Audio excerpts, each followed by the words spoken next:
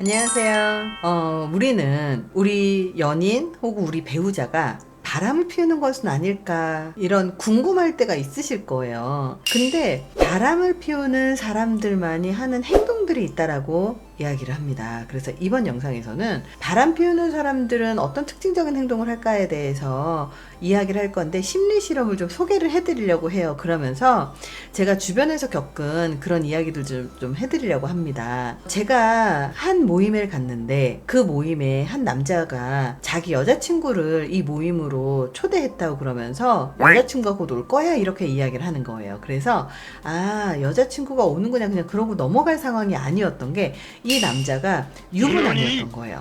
그래서 유부남인 걸 거기에 있는 사람들이 모두 다 알고 있는데 여자친구를 불렀어 라고 하는 이야기는 뭐냐면 나 유부남인 거 알지만 나 여자친구야 그러니까 알아서 처신을 해줘 이런 의미였거든요.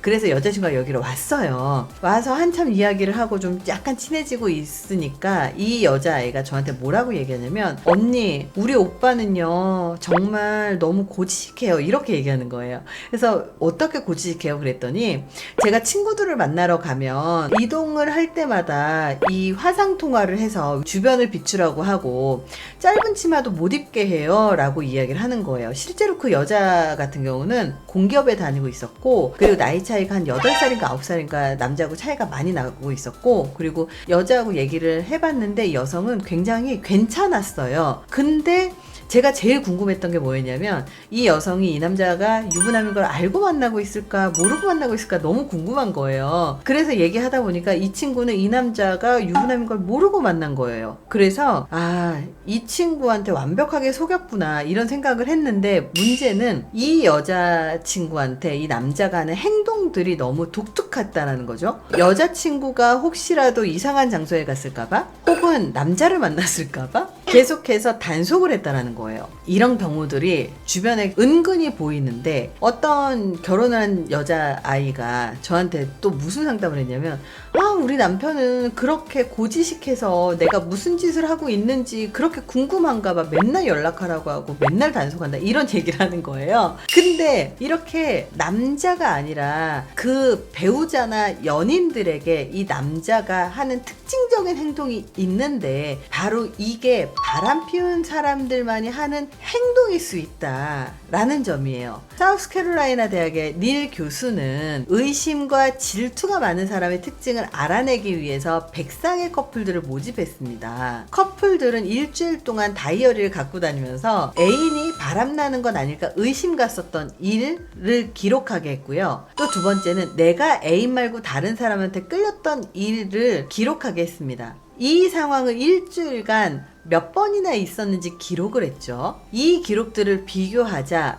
의심이 많은 사람들의 충격적인 특징이 드러났는데요. 정말 죄 없는 애인을 심각하게 의심하고 정말 너무 성실한 애인을 의심했었던 사람들은 애인 말고 다른 사람한테 끌렸던 일이 남들보다 훨씬 많았던 거예요. 다른 이성에게 한눈을 파는 사람이 오히려 자기 애인을 더 의심한다는 거죠. 반대로 애인을 완벽하게 믿고 그리고 그 사람이 하는 그 모든 것들을 완벽하게 믿는 의심을 하나도 안 하는 사람들은 오히려 그 사람들 말고 다른 사람들 내 애인 말고 다른 사람들한테 관심이 없었다라는 그 반증을 하고 있다라는 거예요. 되게 재미있는 게 교수는 바로 이런 이중적인 모습을 뭐라고 이야기를 했냐면 투사 혹은 투영 효과라고 설명을 했습니다. 심리학자 프로이트가 심리적인 방어 기제 중에서 투사라는 개념을 설명을 해요. 그러니까 투사라고 하는 게 다른 말로 투영 효과인데 바로 그게 뭐냐? 나의 부끄러운 행동을 오히려 상대방한테 뒤집어 씌우는 모습을 투사 혹은 투영 효과라고 이야기합니다.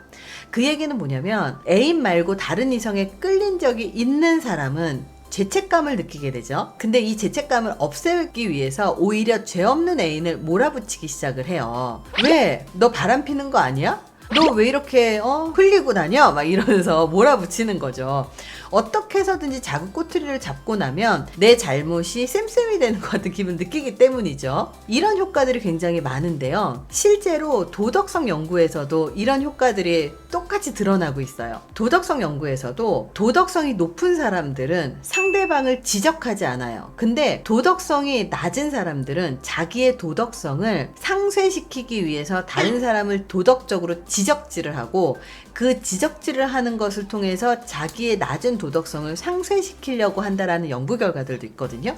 이렇게 내가 오히려 잘하고 완벽하고 성실하고 그리고 애인한테 충실한 사람들은 오히려 상대방이 자유롭게 돌아다니고 자유롭게 모임을 할 수 있도록 이렇게 풀어놓는 이유가, 그리고 그 사람을 그대로 인정하는 이유가 내가 그렇게 신뢰할 수 있는 사람이기 때문에 남들도 그럴 거라고 생각을 합니다. 근데 내가 신뢰할 수 없는 사람이라고 스스로 생각하고 있으면 상대방도 못 믿는 거예요. 왜? 나도 나를 못 믿는데 나는 쟤를 어떻게 믿어?